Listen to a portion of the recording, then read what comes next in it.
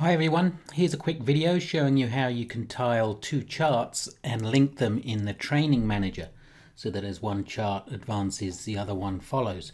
So what I've got here is just a daily chart of the FTSE with a couple of tools, but I'm going to make a clone of this. So right click, go to the running man, clone chart.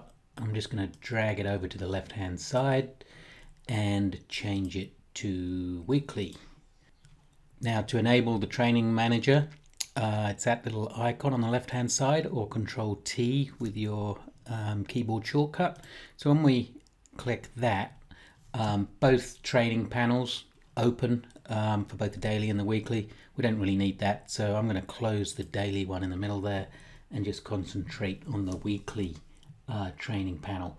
So I'm going to change that training date to I think it was the 25th of May last year, 2018 was the high. So I'm just going to select that Friday because it's a weekly chart.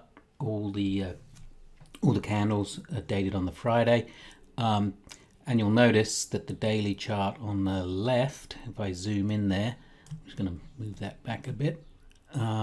That's also now dated the 25th of May 2018.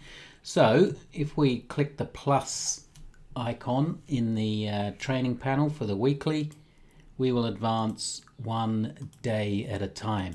Now because the weekly candle, it will take 5 clicks, one for each day. You can see it getting built as we click on the plus sign to get the latest day's close, and then on the left hand side, obviously because it's daily, each candle builds every day.